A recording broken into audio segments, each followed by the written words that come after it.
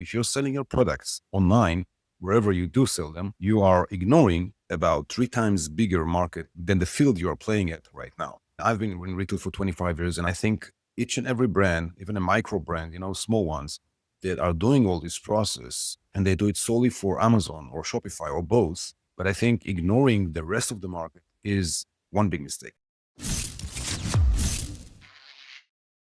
Guys, did you know there's over 1 million retail stores that do not have your product in the United States? So I brought somebody here today who understands that at a granular, detailed level. And I wanted him to come on and share that with those of you who might have an existing brand, a physical product in the marketplace that you might consider putting in retail in 2026 if you haven't already done it. And we're going to talk about the pros and cons of that today. So let's unpack this as I bring in Talor to the call to expose this pros and cons opportunities. How do you want to approach this, Talor? Like, which direction do you want to head first? I'll explain in a second, but first of all, thank you for having me today, Neil. It's a pleasure being pleasure. here. Yeah, I mean, the first point that you mentioned is the biggest point. Like a lot of people are selling on Amazon, on Shopify, sometimes even, more advanced type of marketplaces like Walmart, Costco, Target. And eventually the market in the USA, the entire market, the online market is no more than 15%, 15. That's true. It took me a long time to verify this information, but it is the number. And it's not like brick and mortar, which is my field. It's not like this is the 85%, but it is more than 50%. So if you're selling your products online, wherever you do sell them, you are ignoring about 3 times bigger market than the field you are playing at right now. Yeah. And this is where I come from. And I think, this is one thing that, I've been in retail for 25 years and I've been mostly speaking, I would say, supply chain language, production, logistic, producing things, struggling with manufacturing, with designs, with branding, and then social media came in as well. And I think each and every brand, even a micro brand, small ones that are doing all this process and they do it solely for Amazon or Shopify or both, it's okay, it's fine, it's good. And I know that Amazon could be both heaven and hell, but I think ignoring the rest of the market is one big mistake. That's what I Yeah, agreed. Well, I agree. We talk a lot about omni-channel, and we don't always bridge the topic of retail because in some cases it's a little bit of a mythical beast to tackle. Like, how do you do it? Where do you do it? How much does it cost? Where would I even start? How do I know the language and lingo of getting going? There's, it's hard enough to kind of learn the online world, and business owners are usually in their daily, weekly, monthly throes of trying to get that moving in its biggest capacity, and would love to have 15% of the share of some market for their products and stuff. So let's just like break it down. Give me like 3 of your biggest points that you think, break the myths of retail that a lot of people might have. So in terms of the language, which is, this is the shell of everything, language of retail, I think there are, as you mentioned, 3 points. The first point is like finding the buyer. This is a huge pain point, I would say, because, you could play with LinkedIn, you could play with databases, you could pay for lists of emails or whatever it is, but eventually finding the right buyer for a product is combined out of a lot of different factors. Now, the first factor inside it, which is the second point actually, is what you're going to tell the buyer. If you're going to wave hello to them on LinkedIn and just try to put the link to your Amazon store and hope that someone will, turn back to you and say, oh, I want to see more. That's not Yeah. going to happen in most of the cases. And there are a few different methods of how to approach them, but there's main points of what not to tell the buyers. And one of the things, by the way, is not to share the Amazon link. They would look at it. They would see it. It's like, the elephant in the room, but they don't want to say, they want to see your website. And the only reason for that is because they want to see branding as well.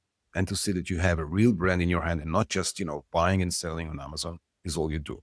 They want to see like a brand, okay? Established one. Yeah. And I think another point inside that is like, okay, you found a buyer. Let's say you found a buyer. Let's say you found out how to approach them and what exactly to tell them, how to craft and brief everything. Next, there's going to be a couple of questions. That's where the language steps in terms of really retail language. So it's going to be either asking for your catalog or for pricing or for other questions, like more professional ones. Now, I'm not going to go into details and like, stuff like EDI and so forth, but then I think both pricing and catalog are the most important stages you need just to have in your pocket before you approach those buyers because they're going to ask for it. And that's the main thing here. Now, people tend to think that not only, they don't know how to craft a catalog, which is a piece of cake if you ask me, and it is a piece of cake. And same thing goes for the pricing. As long as you know the pricing for retail, that's it. You're there. You understand the game. You understand how to play with the numbers. And it's the same, by the way, on Amazon. Because as an Amazon seller, as an online seller, you have been struggling with, pointing out what's going to be your MSRP, your retail price. Mm-hmm. The same way you did that, you could do the same thing with wholesale price. It's just the same thing. It's even easier, okay? Because you don't need to go and hunt your competitors, because wholesale price is not based on what your competitors are offering, but rather based on the retail price, which you already established. So halfway is there. And then going back to the catalog, I will give you a tip. I will give the audience a tip. It has to be a PDF and not an Excel. It's a lot of manufacturers from different countries would offer it in Excel. Doesn't look good. It doesn't look professional. It's not appealing, and there's no lifestyle imaging in it. And if there is, it's all crumbled. You know how it is. You put a lot of pictures on Excel, and boom, you have one big mess. Rather than doing it on PDF, nice and organized, SKU by SKU, page by page. Going back to going into retail, so vendors, and I've seen that many, many times with a lot of vendors I'm speaking with. I guess I spoke with hundreds, if not thousands, of different vendors from the communities, in India, in the States, in Europe, in Australia. I've been involved in a lot of communities, and I've been trying to capture what's the biggest thing with people not trying to hit retail. And what I found is exactly what you started this podcast with, saying, I don't even know how to do it. Well, you didn't know how to do it with Amazon as well, right? But somehow you've been managing to build that bridge, right? Not to mention that what our company does is, being that bridge, but that's a side thing about in our conversation. What I wanted to say is that there's nothing to be scared of. And it's even easier than Amazon, because eventually at this other side, there's no bots like you usually find on Amazon or other places, other marketplaces. There's people, there's humans, and it's easier and more fun to communicate with people and, get your products eventually on the shelves. Well, and that just, you break it down really smooth. You've got 20 years plus experience, 25 years of experience. And so you really understand the inner workings of this. How many retails have you been connected with over those 25 years or so in the United States? How many have you worked with? When I started, I was living in Asia for 12 years, and I started with a couple of brands. I was playing, back and forth to see what's going to work. And one thing did work for me very well, and it was garments. Surprisingly, I don't do garment myself. I didn't do garment afterwards, but I did garment, and I did it with a very good fellow of mine, and he was like my leader, and he taught me everything about retail. By the way, thank you for that, Joseph, if you're listening by any chance. So Joseph, yeah. And so we were doing, first of all, like, private label for Walmart. And then we started working for other companies like TJ Maxx, I think it was, in Costco in Canada. And moving forward, I created my own brand, which was like wearable tech accessories. And I was able to take it to around 60 different department stores, including companies like Williams Sonoma, Anthropologie, Kate Spade, on the off price as well, Marshalls, Home Goods, all these companies. And then when I started this agency that I do today, like connecting vendors to buyers, I thought, working with 60 department stores looks like huge, but I might need a couple of more. And very quickly we realized, me and my team, that 60 retailers is literally nothing. And it's not nothing because of the volume. The volume is huge with 60. If you work with the entire 60, forget it. If you work with 6 of them, you're going to see volume that could be probably far more than what you're doing online on Amazon. But thing is that there's conversion, just like you have on Amazon, on any other, social media. You pay per click, right? And if you pay, let's say, an X amount, you get X percentage of conversion. And if you double the amount, you would probably get double conversion, or at least something close to that. It's the same thing with retailers. So I thought, okay, we need to have as bigger, wider list of retailers as possible. And then one by one, we're going to dig and hunt them until we build, the right connection with them, so that we can offer them ongoing different brands. And even if the new brands that I offer them tomorrow is not on their category, they would be kind enough to forward me to the right guy in their organization. Just think about Walmart with tens of thousands of stores around the world. These guys, solely in the US, they have a couple of thousands of buyers, just buyers. I'm not talking about GMO, CMO, SVP, all these big titles. I'm talking buyers, not Yeah. even buyer's assistant. A couple of thousands. You could literally run from one to the other endlessly without knowing who's the right guy, because everyone was going to point you to another guy.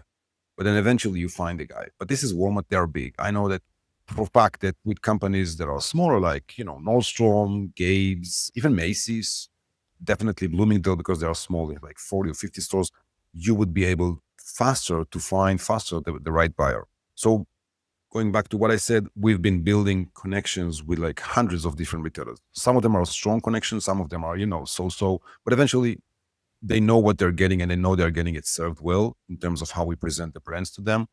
And I think like this, we started the conversation with stating there's more than 1 million stores, physical stores in the US. Yeah. There's actually close to 4 million, but I'm not calculating, coffee shops or whatever, things that are not related really to retail, like really brick and mortar stores that are probably suitable for sellers who are listening to this, is going to be around 1 million. And that Right. million is across, if I remember correct, it's across 6,000 or 7,000 retailers, companies. So the market is huge. And sometimes, funnily, small retailers like Shields with 30 stores or companies like that, they would have bigger volume than companies with 2 or 3 or even 400 stores. There's a lot of reasons for why, but Yeah. that's the reality. With like conversions on any other channel, there's just maybe less people show up, but they buy a lot more when they do show up, right? Like That's one point. Yeah. Yeah. There are a few. Yeah.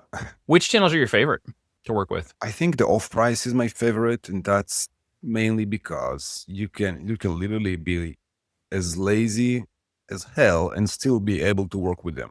I just got an email from Ocean State Job Lot. They have like, I think 130 or 40 stores, something like that, if I remember correct.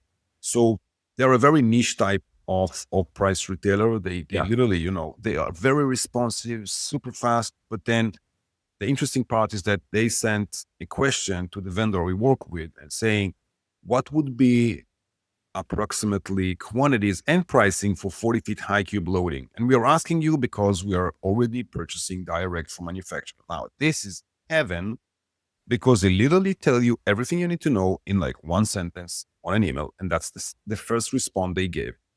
And the guy responded them, and next they sent the email saying, okay, this is what we're interested in. Let's start talking about pricing. In the meantime, please set up yourself as a vendor. Now, if you look at a setup with companies like Costco, set up vendor process with company like Costco will take you as a vendor probably at least a month. It is that hard. Okay, it's unbelievable how many files they throw on you and forms to fill in, and then they go back and forth with you with corrections and mistakes and so on. With Ocean State Job Lot, and by the way, it's even easier with TJ Maxx, but with Ocean State Job Lot we're talking about, it's a form with your name, address, point of shipping, warehouse address, and phone number. That's it. Yeah. It's like, I mean, you look at it, it's like a joke. You get like, it's unbelievable. These guys are going to buy all these quantities based on, so basic questions. And obviously W9, normal form that everybody knows. And if you don't, then just search on a W9 or W8 if you are not a US vendor, which is also acceptable. So that's why I like off-price retailers. It's very easy to work with them, and they are very vendor oriented. But if you give them a price and they're not happy with it, they will go back to you saying, listen, our price is this is your price. Let's find something in between. They're literally going to tell you that, crystal clear. They're not going to play with you. They're not going to shadow. They're not going to disappear on you. They literally do what they need to do to make it comfortable for you. So some of the first ones you probably would recommend those who are getting started work with, it sounds like, just because of the, harder to screw up in the learning process. Right. Yeah. It's a good definition. How to screw up. It's a good one. I'm going to adapt this with your permission. Well, that's what happens a lot, right? Because there's that fear you're going to do something wrong, say something wrong, lose your opportunity. And it's kind of like, well, where are the retailers you can put your training wheels on to get things moving, right? I can write not a book, but a library on the mistakes I did with wires. You have to jump in the water if you want to learn how to swim. But then off-price retailers could be good if you're capable of lending your goods at a very low COG, cost of goods. We call it LDP, landed price, but it doesn't matter. It's the same term. And that's because their pricing is tough, much more than it is with regular retailers, such as, again, Nordstrom. With Nordstrom, you're going to end up selling them for around 45 to 50% off your MSRP, your retail price. So if your product is $50, you're going to sell them for 23, 24, 25. With off price, you're going to sell the same product for around $15, $18. Now, all depends how much you're going to lend your product at, and if you can afford these type of pricing. So that's one point to keep in mind if you're going to start specifically with off price. So you can, and again, if you have a luxury type of products brand, then obviously off price is not for you. You need to go, suitable retailers like Barnes and Nobles, Xfip, and so on.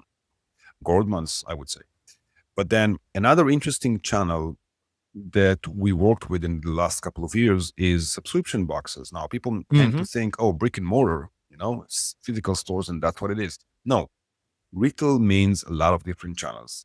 So the same way that you guys are working on Walmart.com, there's Macy's.com, there's a lot of .coms, all the big 20, 30, which are probably, not probably, but very good volume. I just had one of our brands selling on Q4 alone in 2024, talking. Q4 alone with Macy's.com, only the .com, more than $4 million, which is absolutely amazing. And it shocked me as well. Yeah. Okay. And it's not, they are considered, I think, number 9 or number 10, if you rank them, marketplaces in the US. Yeah. But then subscription boxes is a complete different way of doing business. And that's based on companies. If you can check them on Google, if you want, like Cosbox, All True, Ipsy, and others. FabFitFun also, they're very good. What they do is like wrap up every month a couple of products, like 5 to 7 products in a box as a surprise to the consumer. Now, the consumer is being defined by, demographics, age, income, and so on. And they literally send them like box, and it's surprises. Obviously, the cost for the consumer is very low because, they have the volume, so they can afford to buy a couple of hundreds of thousands every time they buy a product. Yeah. Now, the business model is not easy in terms of pricing, but it's a lot of money to gain in one shot. And more than that, it's a absolutely crazy, unbelievable exposure. It's like getting paid for someone to do your marketing. That's what it is. Right. You're borrowing their brand in the same way we borrow brands with Amazon and Walmart, right? Right. Like your products is going to be delivered to hundreds of thousands of consumers overnight.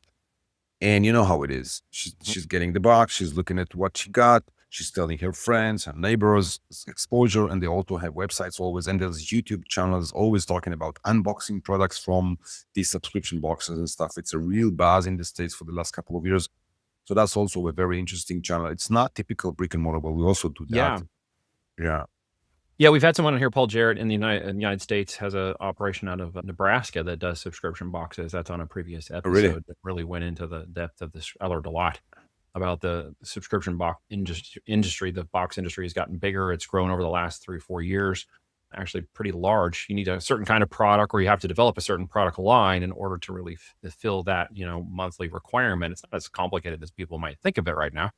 Because if they're selling anything in the physical product world, as you know, there will be gear, accessories, ancillary commodities, reusables, things that could be packaged into, monthly or quarterly boxes that really increase that customer lifetime value, similar to the subscribe and save on Amazon, but in a, slightly different mechanism. And of course, being offered to retail is not a bad idea either. Obviously, you know your stuff, man. What is changing? Let's just kind of shift gears for just a second. We're headed into 2026 at the time of recording this. You may be listening to it in 2026. Happy New Year. But if you are listening to that, what is changing? What do they need to know? Is there any adaptation? Anything dramatic? Stuff's pretty fast. Yeah, something very dramatic. Usually you will tell you want to ask this question, I will give you a different answer. But today the answer is not something I expect. Here's the thing. Normally in the last 2 weeks of the year, we don't see a lot of responses from buyers, if at all. Most of them would be like auto email saying, I'm out of office, get back to you later, or stuff like that. And even if they respond, it's a very short response saying, talk later. We have been seen, I think this month have been the busiest during Q4 for us in terms of getting purchase orders. Now you're talking about 3 days before Christmas. And I was going back and forth with my team and with friends and with people I know from the industry, trying to understand what the heck is going on. Yeah. How is it even possible? I mean, we've never seen that happening. And I think we've seen a lot of changes in our world in the last 5 years since COVID hit. I think so many things changed. So many things are changing, wars and peace and presidents and politics, a lot of stuff going on. You know, AI came in and so on. And what I think is good thing to do is take advantage on all these things that's happening. And one very big thing it is everybody knows that is happening is the tariff. Now, what I believe, I'm not sure, but what I believe is that retailers, not only off-price, but all the retailers are probably assuming that the tariff is going to roll again. There's going to be another wave of, whatever percentage the White House is going to decide for. And they are getting ready for that upfront. Now, put aside the fact that it's very soon going to be the Chinese New Year, so a lot of manufacturers are going to be shut for about 3 or 4 weeks. That alone is a huge issue for retailers. So they're trying, to purchase whatever they need for Q1. But this tariff prediction, I believe, is something that they're holding their guts to, and they are trying to put their hands on today's price. Now, if they could do it just like off-price retailers and only off-price retailers did it last time, what they did, TJ Maxx and Burlington, Home Goods, Marshalls, all these companies, they bought as soon as the tariff topic was raised. They didn't wait a second. They just bought like crazy closeouts, inventory, normal inventory, you name it. And they ended up selling it when all the market prices are going up, but they still can afford whatever pricing they want because they are, their cost is the old cost, the one before tariff was rolled. Yeah. So I think it's happening again. I'm fascinating. Yeah. Yeah. I'd like to have you back probably the first, second quarter of next year to follow up on that and kind of see where we're going and see where your headspace is at, mid next year, because I do see a number of those things occurring in terms of contacts and relationships that were years in the making that finally reached out in the last quarter. And I'm kind of surprised at some of the things we're actually seeing. So it's interesting to hear you echo that same sentiment. And there's things that are going into, 2027 on the planning docket. And we're like, what? Like 2027? Seriously? What about next year? They're like, no, we already got that in the bag. So, we're good to go. Let's keep going. Let's go into 2027. And I'm like, okay, well, somebody knows something I don't yet. I'm optimistic. Sounds like you are as well, which is super cool. Well, man, I appreciate you coming in here, sharing a good word. Hopefully everybody got something out of this. If they want to keep following you, is there, a LinkedIn, a YouTube, a channel, a website, somewhere you want to go check out? Yeah, I mean, retail-empire.com or on Retail Empire on YouTube, LinkedIn also, Talor Ofer actually on LinkedIn, also on Facebook, Instagram, and so on. It's Retail Empire or Talor Ofer, either way. Yeah, if you guys want some more education, if you want some more learning, if you want to learn the ropes of what retail might look like for your products in the coming year or two, as you're thinking about expansion, omni-channel, as we talked about before, online and offline, this might be something for you to dig into. Hopefully you learned something today. I did. So I appreciate you coming on, Talor. You're somebody I consider a high voltage business builder. Thank you for that. I appreciate you having me today. My pleasure. Guys, like, comment, and subscribe. Leave negative comments. It's okay. It just helps the algorithm. And share this with somebody who might need to know a little bit more about retail in their physical product business in the coming new year. It's at the time we're selling is I'm probably going to say Happy New Year to all of you, as well as a Merry Christmas, because when we record this and show it, you might be looking at it in 2026 into the future as our bubble goes. So appreciate you, brother. Talk to you all later on the next episode. You got it. Thanks a lot.